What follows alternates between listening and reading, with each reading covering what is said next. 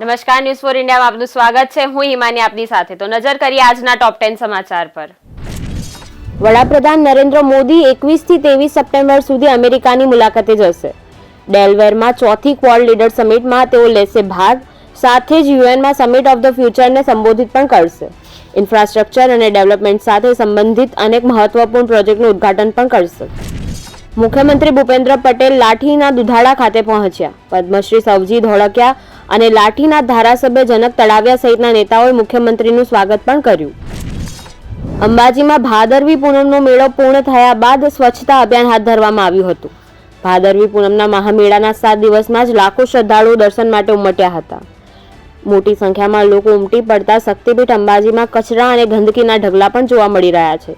જેથી અંબાજી ખાતે ભરાયેલા ભાદરવી પૂનમના મેળા બાદ અંબાજીમાં સફાઈ અભિયાન હાથ ધરવામાં આવ્યું.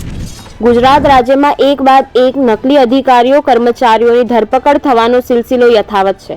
ત્યારે વધુ એક અધિકારી પોલીસની ઝાપટે ચડી ગયો છે. આ વખતે સુરત ક્રાઇમ બ્રાન્ચે નકલી કસ્ટમ અધિકારીનો વેશ ધારણ કરી લોકોને ડરાવી ધમકાવી અને સરકારી કામો કરી આપવાનું કહી રૂપિયા પડાવતા વ્યક્તિને દબોચી લીધો છે. કોલકાતામાં 9 ઓગસ્ટના રોજ એક તાલીમાર્થી ડોક્ટરની બળાત્કાર અને હત્યાના વિરોધમાં 41 દિવસની હડતાળ બાદ જુનિયર ડોક્ટરોએ કામ પર પાછા ફરવાની જાહેરાત કરી છે. 21 સપ્ટેમ્બરથી ડોક્ટરો ફરજ પર આવશે. આંશિક હડતાળ ચાલુ રહેશે. કહ્યું કે એક સપ્તાહમાં માંગણીઓ નહીં સંતોષાય તો ફરી આંદોલન કરીશું. ડોક્ટરોએ પ્રેસ કોન્ફરન્સમાં આ જાણકારી આપી છે. કેરળમાં નિપા વાયરસનો ખતરો. 24 વર્ષના યુવકનું નિપા વાયરસથી મોત. સંપર્કમાં આવેલા 175 લોકો પર નજર રાખવામાં આવી રહી છે. સાથે જ 175 લોકોને ટ્રેક કરવા માટે આરોગ્ય વિભાગ સક્રિય પણ થયું છે. તિરુપતિ મંદિરના લાડુ પ્રસાદમની પવિત્રતા અને શુદ્ધતા મામલે વિવાદ વધ્યો છે. આંધ્રપ્રદેશની તેલુગુ દેશમ પાર્ટી એટલે કે ટીડીપીએ ફરી દાવો કર્યો છે કે ફેટી ઘી સિવાય તેમાં ગોમાંસ, પીગ ફેટ અને ફિશ ઓઇલની પુષ્ટિ થઈ છે. ગુજરાતની લેબોરેટરીમાં પરીક્ષણ પણ કરવામાં આવ્યું હતું.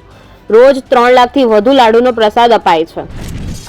હવામાન વિભાગે આજે અંદામાન નિકોબાર ટાપુઓમાં ભારે વરસાદની આગાહી કરી છે. સાથે જ પૂર્વ મધ્યપ્રદેશ, છત્તીસગઢ, નાગાલેન્ડ, મણિપુર, મિઝોરમ, ત્રિપુરા, અરુણાચલ પ્રદેશ, આસામ અને મેઘાલયમાં 22 થી 25 સપ્ટેમ્બર સુધી છૂટાછવાયા સ્થળોએ ભારે વરસાદની આગાહી કરવામાં આવી છે.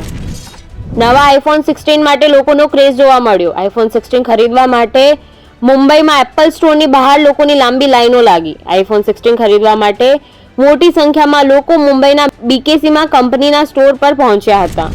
લેબનોનની રાજધાની બેરૂત સહિત અનેક શહેરોમાં સતત બીજા દિવસે પણ વિસ્ફોટ થયા હતા. પેજર, વોકી-ટોકી બાદ સોલર સિસ્ટમમાં બ્લાસ્ટ કરવામાં આવ્યો હતો. લેબનોનના અત્યાર સુધીમાં કુલ 32 લોકોના મોત થયા છે, જ્યારે 3500થી વધુ લોકો ઈજાગ્રસ્ત પણ છે. મૃત્યુઆંક હજુ પણ વધી શકે છે.